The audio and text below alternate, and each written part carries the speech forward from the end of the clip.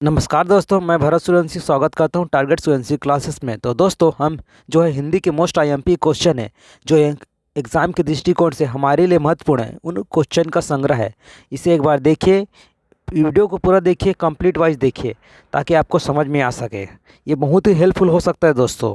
तो दोस्तों, सबसे पहले आपको करना क्या है, यदि अभी तक आपने चैनल को सब्सक्राइब नहीं किया तो चैनल को जाकर के सब्सक्राइब कीजिए और बेल की घंटी को दबा दें, ताकि आपको वीडियो की अगली जो नोटिफिकेशन आपको मिल सके। तो चलिए क्वेश्चन स्टार्ट करते हैं जो हमारे लिए महत्वपूर्ण उन क्वेश्चन का संग्रह है। तो पहला क्वेश्चन आपकी स्क्रीन पर ये रहा, बहिष्कार का संधि विच्छेद होगा। बहिष्कार का संधि विच्छेद क्या होगा? बहिधनकार। क्या होता है? बहिधनकार। अब इसमें हमको समझना है कि बहिष्कार कौन सी संधि में है। बहिष्कार कौन सी संधि में है? तो राइट आंसर इस विसर्ग संधि। क्या है? विसर्ग। इसको भी हमको जानना पड़ेगा कि कौन से संधि में है। क्या है ये? विसर्ग संधि में है। अब सबसे पहले तो हमको जानना होगा कि संधि कितने प्रकार होते हैं। तो दोस्तों, संधि के कितने प्रकार होते हैं मैं आपको बता देता हूँ। संधि के 5 प्रकार होते हैं। कितने? 5 प्रकार। अब संधि के 5 प्रकार कौन कौन से, इसे भी आप समझ लीजिए। संधि में यदि बात की जाए तो पहला में आप बात, संधि में होता है दीर्घ। क्या होता है? दीर्घ। दूसरा होता है गुण। तीसरा होता है वृद्धि। चौथा होता है यड़। क्या होता है? यड़। और पांचवा होता है आपका अयादि। तो अभी आप इतना समझ लीजिए कि संधि के 5 प्रकार कितने होते हैं। संधि के 5 प्रकार होते हैं। संधि के कितने प्रकार होते हैं? 5 प्रकार है। तो इतना समझिए। बहिष्कार कौन सा है? विसर्ग संधि है और संधि के 5 प्रकार होते हैं। इसको हम अगला में पढ़ते हैं पॉइंट वाइज। चलिए नीचे समझते हैं आप इसको। अब तो अभी आपको समझना है बहिष्कार जो है विसर्ग संधि है।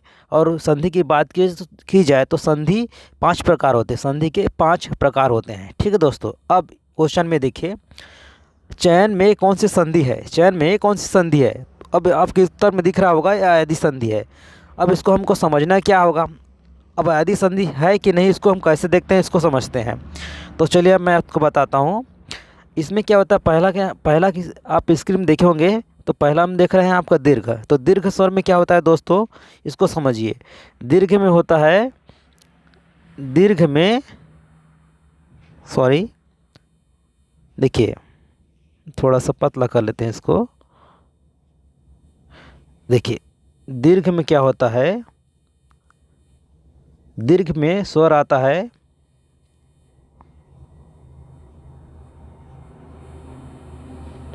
देखिए दीर्घ में स्वर आता है।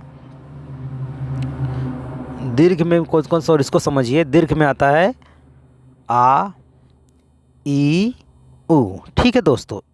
ये बड़ा हुआ आता है आ, बड़ा ई, बड़ा उ। ठीक है, सभी बड़ा बड़ा आता है दीर्घ। दूसरा होता है गुड़।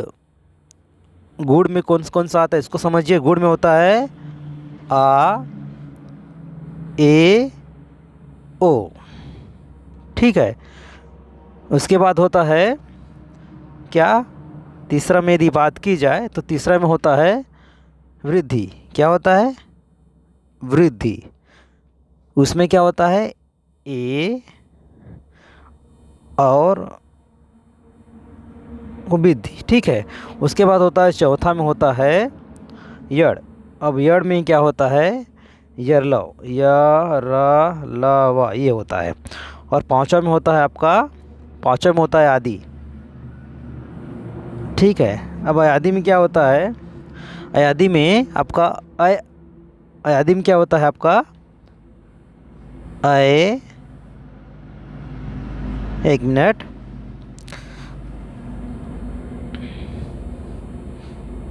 इसको समझ लेगा। अयादि में होता है अय, आय, औ, ये सभी क्या होता है? अयादि होता है। क्या होता है? अयादि होता है। तो राइट आंसर इस अयादि। अब स्क्रीन पे आप देख रहे हैं, अयादि में चयन में कौन सा है? अय, आ, इस टाइप का आता है। तो ये क्या हो जाता है? अयादि हो जाता है। चलिए अगला क्वेश्चन देते हैं। अन्वय में कौन सी संधि है? अन्वय में कौन सी संधि है? तो ये क्या है? गुण स्वर संधि है। तो गुण में क्या होता है, अब ये समझिए। गुण में क्या होता है? देखिए गुण में, देखिए गुण में होता है आपका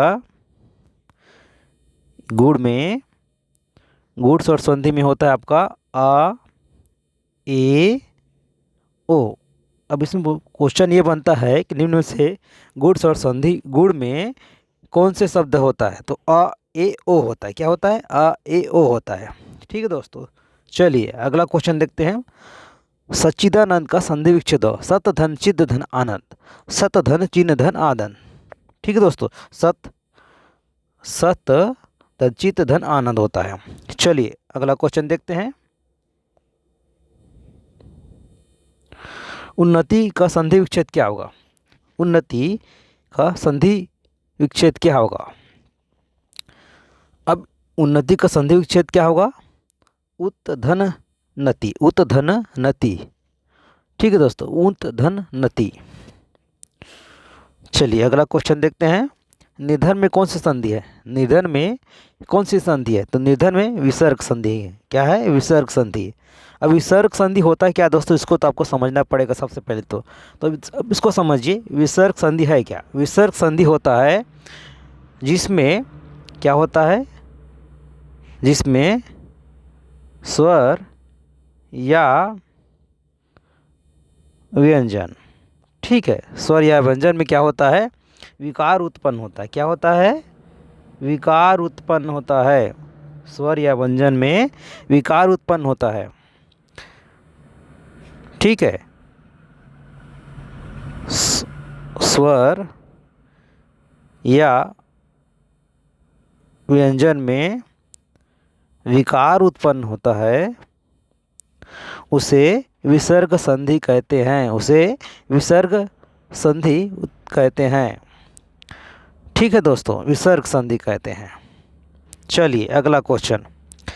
सूर्य का उदय संध युक्त है सूर्योदय, सूर्य का उदय का संयुक्त युक्त है सूर्योदय। क्या सुन है? सूर्योदय। राइट आंसर इज सूर्योदय। चलिए अगला क्वेश्चन देखते हैं। मृदु का विलोम शब्द होता है। एकदम इजी क्वेश्चन। मृदु मतलब होता है, क्या होता है? मृदु होता है कठोर। क्या होता है? कठोर। मृदु का होता है कठोर। ठीक है, सॉरी, मृदु मतलब नरम होता है, कटु है ना, इसको आप नरम कर सकते हैं, मृदु ऐसा। ठीक है, ये मृदु नर एकदम नर्म टाइप का, ऐसा टाइप का। कटु, मृदु, कटु ऐसा करके इसको आप समझ सकते हैं। ठीक है दोस्तों, चलिए नेक्स्ट क्वेश्चन है। कलुष का विलोम शब्द कौन सा है? तो नाइस, राइट आंसर इज निष्कलुष। क्या है? निष्कलुष। ठीक है दोस्तों, निष्कलुष। चलिए अगला क्वेश्चन देखते हैं। निर्दय का विलोम शब्द होगा। तो निर्दय का विलोम शब्द क्या होगा? निर्दय का विलोम शब्द होगा सदय। क्या होगा? सदय। राइट आंसर इज सदय। चलिए अगला क्वेश्चन देखते हैं दोस्तों। निरोग का संधि विच्छेद होगा। निरोग में संधि विच्छेद है विसर्ग संधि, जिसमें क्या होता है? स्वर या व्यंजन आने में जो विकार उत्पन्न होता है उसे विसर्ग संधि कहते हैं। क्या कहते हैं? विसर्ग संधि। इसको नोट डाउन करते जाइएगा। इसमें क्या होता है? स्वर प्लस व्यंजन। ठीक है, व्यंजन में जो विकार होता है, क्या होता है? विकार होता है, उसको बोलते हैं विसर्ग संधि। ठीक है दोस्तों, विसर्ग संधि। चलिए अगला क्वेश्चन देखते हैं। निस्तेज में कौन सी संधि है? निस्तेज में कौन सी संधि है? तो निस्तेज में कौन संधि है? विसर्ग संधि। अब हमको इसको समझना पड़ेगा विसर्ग संधि होता क्या है। विसर्ग संधि होता है, विसर्ग संधि इसमें क्या होता है? सेम आप उसके तरह विसर्ग में होता है, इसमें स्वर या व्यंजन में क्या होता है? परिवर्तन होता है। क्या होता है? परिवर्तन होता है। स्वर या व्यंजन में परिवर्तन होता है, उसे व्यंजन संधि कहते हैं। ठीक है, लेकिन ये विसर्ग संधि है। अब विसर्ग में क्या होता है? विकार उत्पन्न होता है। ठीक है, इसमें क्या होता है? विकार उत्पन्न होता है। ठीक है, इसमें विकार होता है और व्यंजन संधि में परिवर्तन होता है। व्यंजन संधि में परिवर्तन होता है। ठीक है, व्यंजन संधि में परिवर्तन होता है। दोनों विसर्ग है, देख लीजिएगा। यदि व्यंजन आएगा तो इसको नोट डाउन कर लीजिएगा। ठीक। ठीक है। विसर्ग में क्या होता है, विकार उत्पन्न होता है। स्वर या व्यंजन से जो विकार उत्पन्न होता है उसे क्या कहते हैं, विसर्ग संधि। और व्यंजन संधि किसे कहेंगे, स्वर या व्यंजन आने में जो परिवर्तन होता है, ठीक है, इसमें परिवर्तन है उसमें विकार है, ठीक है, इसमें परिवर्तन होगा उसमें विकार है। अर्थात विसर्ग में क्या होगा, विसर्ग में परिउत्पन्न विकार उत्पन्न होता है और व्यंजन में परिवर्तन होता है। चलिए अगला क्वेश्चन देखते हैं। उज्ज्वल, उज्ज्वल का संधि विच्छेद क्या है, उज्ज्वल का संधि विच्छेद क्या है, उत्तधन ज्वल, क्या है, उत्तधन ज्वल है। क्या आंसर है, उत्तधन ज्वल है। अब इसको ये समझना पड़ेगा हमें कि उत्तजल ज्वल है कौन से संधि में है, तो राइट आंसर इज व्यंजन। क्या है, व्यंजन है, ये व्यंजन है दोस्तों। इसको देखिए, इसमें आप समझते हैं व्यंजन जो होता है उसमें स्वर प्लस व्यंजन में परिवर्तन होता है। क्या होता है, परिवर्तन होता है इसमें, ठीक है। इस स्वर और व्यंजन में जो परिवर्तन होता है उसे व्यंजन संधि कहते हैं। ठीक है दोस्तों, चलिए अगला क्वेश्चन। बहिष्कार का संधि विच्छेद क्या होगा, ये क्वेश्चन रिपीट हो गया, इसको समझ लीजिएगा। वैसे बहिष्कार का जो होता है वो क्या होता है, विसर्ग संधि। क्या होता है, विसर्ग संधि। चलिए अगला क्वेश्चन। कृपाण का विलोम शब्द होगा दानी, कृपाण का विलोम शब्द होगा दाढ़ी। जस्ट उसका अपोजिट आपको करना है, तो राइट आंसर इज दानी। चलिए अगला क्वेश्चन देखते हैं। अनुराग का विलोम शब्द होता है विराग, अनुराग विराग, ठीक है, राइट आंसर इज अनुराग विराग। चलिए अगला क्वेश्चन देखते हैं। भोगी का विलोम शब्द होगा, तो भोगी का होता है योगी, भोगी का क्या होता है, योगी। जस्ट अपोजिट, भोगी का योगी। ठीक है दोस्तों, चलिए अगला क्वेश्चन।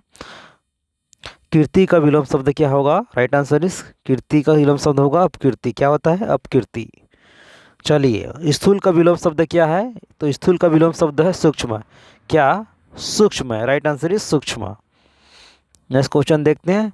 शीर्ष का विलोम शब्द होगा, शीर्ष का विलोम शब्द होता है तल। क्या होता है, सल, तल, राइट आंसर इज तल। नेक्स्ट क्वेश्चन देखते हैं दोस्तों। शोषक का विलोम शब्द होगा, शोषक का विलोम शब्द होगा शोषित। क्या होता है, शोषित। नेक्स्ट क्वेश्चन देखते हैं। ओम ध्वनि के उच्चारण में स्वर का कौन सा रूप प्रकट होता है, ओम ध्वनि के उच्चारण में स्वर का कौन सा रूप प्रकट होता है, तो राइट आंसर इज फ्लूत स्वर। क्या, फ्लूत स्वर। अब फ्लूत स्वर को हमको समझना क्या है कि फ्लूत स्वर होता क्या है, ठीक है। तो सबसे पहले हमको ये समझना पड़ेगा फ्लूत स्वर होता क्या है। अब इसको समझते हैं। फ्लूत स्वर को यदि बात का है तो मात्रा के आधार पर हिंदी में, ठीक है, उच्चारण के स्थान पर उच्चारण में बात की जाए तो 3 प्रकार है, ठीक है। कितना है, 1 2 3। अब पहला होता है आपका ह्रस्व स्वर। क्या होता है, ह्रस्व। दूसरा होता है फ्लूत स्वर, सॉरी एक सेकेंड, ठीक है। दूसरा होता है आपका दीर्घ स्वर। क्या होता है, दीर्घ स्वर। तीसरा होता है फ्लूत स्वर। क्या होता है, ये फ्लूत स्वर। अब इसमें समझना क्या है, ये क्या है, उच्चारण के स्थान पर 3 होते हैं। अब ह्रस्व स्वर क्या होता है, ह्रस्व स्वर में क्या होता है इसको समझिए। ये जो ह्रस्व स्वर है इसमें क्या होता है, जो मात्रा होती है आ ई और उ, इस प्रकार से आ ई उ। तो इसमें जो बड़े होता है इसमें एक मात्रा लगता है। कितना लगता है, एक मात्रा। अब स्क्रीन पे देखिए बड़ा हो गया है, ये छोटा है, एक मात्रा लगता है। अर्थात अनार का, इमली कई, उल्लू का, इस प्रकार से ह्रस्व स्वर हो गया। दूसरा देख रहे हैं, दूसरा में जो है आपका दीर्घ स्वर। तो इसमें क्या होता है, अधिक समय लगता है। क्या लगता है, अधिक समय। कितना लगता है दोस्तों, अधिक समय लगता है। और फ्लूत स्वर में बात की जाए तो इसमें दीर्घ से, ठीक है, इसमें दीर्घ से स्वर से अधिक समय, ठीक है दोस्तों, इसमें दीर्घ स्वर से अधिक समय लगता है, ठीक है, अधिक स्वर है लेकिन दीर्घ स्वर से अधिक, ऐसा इसको आपको कर सकते हैं। ठीक है दोस्तों, अब इसमें स्वर कौन कौन सा इसको समझिए। इसमें जैसे आपका दीर्घ स्वर में जितने भी बड़ा है, बड़ा अर्थात क्या इसको समझ यहाँ पे कर देते हैं समझने के लिए। ये देखिए, दीर्घ में जितना आपका आ, ई, बड़े ऊ, ठीक है, ए, ऐ, ओ, औ और आ, इस प्रकार से ये सभी क्या होते हैं, दीर्घ स्वर के होते हैं। और फ्लूत स्वर में क्या होता है, इसमें दीर्घ स्वर से अधिक समय लगता है, दीर्घ स्वर से अधिक समय लगता है, अर्थात ये दीर्घ है उससे अधिक समय लगता है, उसको फ्लूत स्वर है। उसमें जैसे राम, इस टाइप का जो आ जाता है राम, ये आपका कौन सा है, फ्लूत स्वर में, क्या है, फ्लूत स्वर में है। चलिए दोस्तों, चलिए अगला क्वेश्चन देखते हैं। इसमें सघोष वर्णों का सही वर्ण है ढ ओढ़ा, ठीक है, सघोष वर्णों का सही वर्ण क्या है, ढ ओढ़ा। अब ये हमारे लिए बहुत महत्वपूर्ण है क्योंकि एग्ज़ाम के दृष्टिकोण से ये एग्ज़ाम में बार बार पूछा जाता है, तो इसको आपको छोड़ना नहीं है, ऐसा क्वेश्चन बनना ही चाहिए। क्योंकि यदि बात के CGPSC, व्यापम, जितने भी एग्ज़ाम है इसमें पूछा ही जाता है। तो ये ढ और ढ है, ठीक है। अगला क्वेश्चन देखते हैं। भ्राता का भाववाचक शब्द क्या होगा, भ्राता का भाववाचक शब्द क्या होगा, तो भ्राता का होता है भ्रातृत्व, क्या होता है, भ्रातृत्व। चलिए, सीमा दौड़ती है, यहाँ दौड़ती है कैसी क्रिया है, तो आपको बताना है सीमा दौड़ती है कैसी क्रिया है। अब इसको समझना है हमको कि ये अकर्मक क्या है, सकर्मक क्या है। तो सबसे पहले तो आपको समझना पड़ेगा कि ये अकर्मक क्या है, क्या ये अकर्मक क्या है, ठीक है। तो अकर्मक क्या है, और अब इसमें आप समझिए कि कितने प्रकार होते हैं, इसको भी समझ लीजिए। इसमें क्या होता है, क्रिया के आधार पर, क्रिया के आधार पर,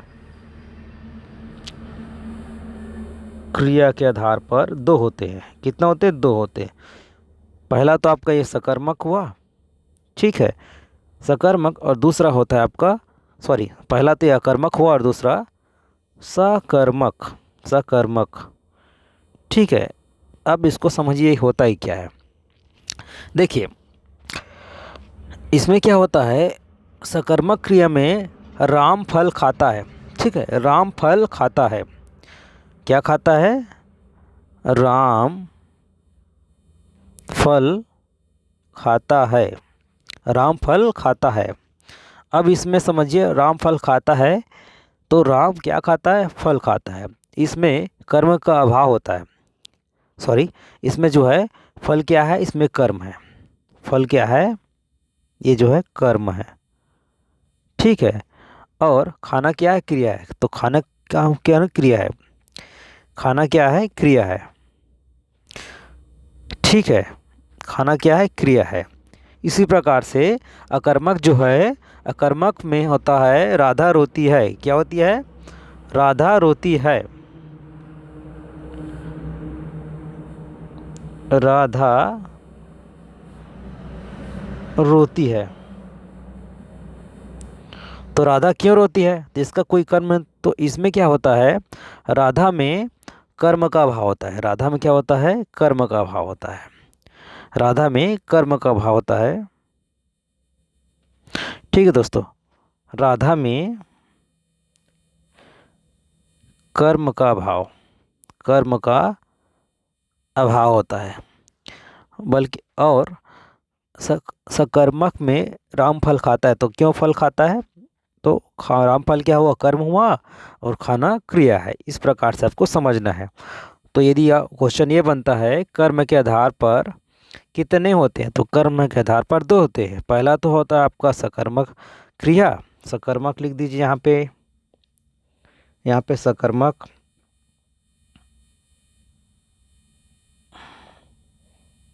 और दूसरा है आपका अकर्मक। ठीक है, सकर्मक में क्या होता है, रामफल खाता है तो रामफल खा रहा है ऐसा बनता है। अकर्मक में होता है राधा रोती है तो क्यों रोती है, इसका कोई कारण नहीं पता है, तो ये आपका अकर्मक। अकारण रोती है मतलब अकर्मक, ऐसा समझिए, इसको आपको कोड में कर सकते हैं। चलिए अगला क्वेश्चन देखते हैं।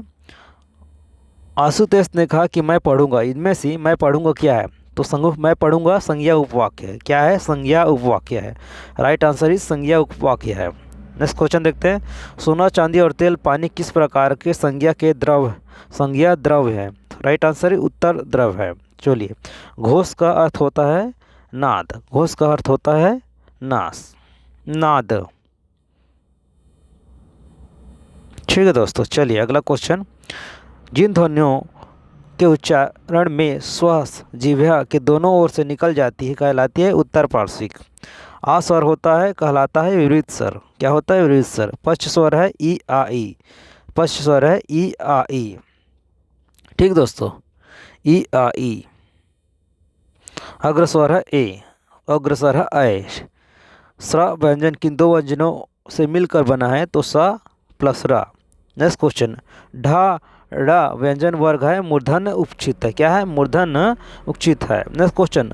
छ ध्वनि किसके अंतर्गत आती है, छ ध्वनि संयुक्त वर्ण के अंतर्गत आती है। त्र किन वर्णों के मिल से बना है, त र इस प्रकार से मिलकर बना है। ट वर्ग का उच्चारण स्थान क्या है, ट वर्ग का उच्चारण स्थान क्या है, ट वर्ग का उच्चारण स्थान क्या है, तो ये मूर्धा है। अब इसमें देखिए मूर्धन में कितने प्रकार होते हैं उसको आप समझ लीजिए। ये मूर्धन में पहला तो री वर्ग है। क्या है, ये ये री है। फिर री के बाद आपका ट ठ ढ ऐसा अंगा, फिर ढक्कन का ढा, फिर ढकना, फिर ये वाला, इस प्रकार से ये आपका क्या हो गया, आपका मूर्धन्य है। इसमें द्विगुण कौन सा, ये द्विगुण दो ठो है। क्या है, द्विगुण। ट वर्ग का उच्चारण स्थान क्या है, तो मूर्धन्य है, जिसमें ट ठ ड ढ इस प्रकार से होता है।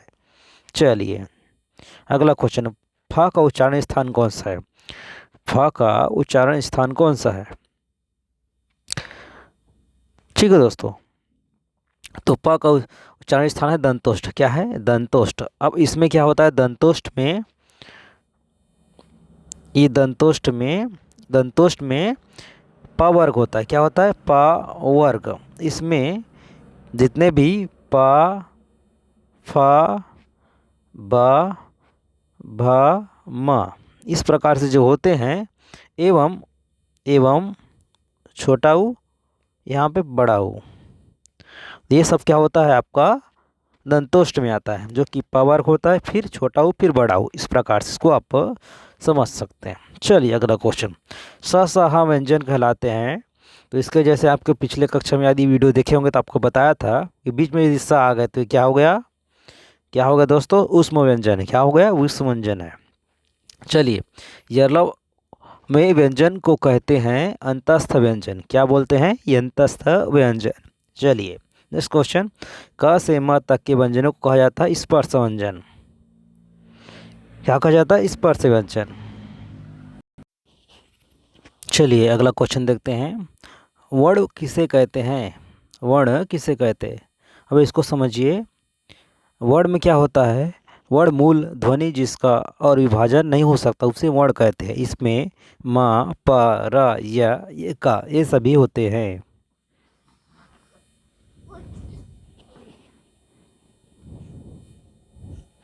अगला क्वेश्चन। वर्णमाला किसे कहते हैं। ठीक है दोस्तों, वर्णमाला वर्णों का क्रमबद्ध समूह ही वर्णमाला कहलाता है। वर्णों का क्रमबद्ध समूह ही वर्णमाला कहलाता है। नेक्स्ट क्वेश्चन देखते हैं।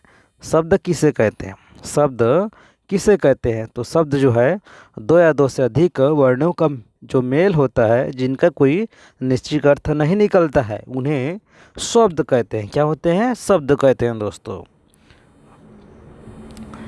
Next question. वाक्य किसे कहते हैं दोस्तों। वाक्य दो या दो से अधिक शब्दों का सार्थक समूह वाक्य कहलाता है। इससे पिछले में देखे होंगे, दो या दो से अधिक वर्णों का मेल जिनका कोई निश्चित अर्थ निकलता हो उन्हें शब्द कहते हैं, जिसका निश्चित कोई अर्थ निकलता है उसको शब्द कहते हैं। शब्द किसे कहते हैं, तो इसका निश्चित कोई अर्थ निकलता है। और वाक्य किसे कहते हैं, दो या दो से अधिक शब्दों का जो सार्थक समूह होता है वो वाक्य कहलाता है। नेक्स्ट है, मूल स्वरों की संख्या कितनी है। मूल स्वरों की संख्या कितनी है, तो 11 है।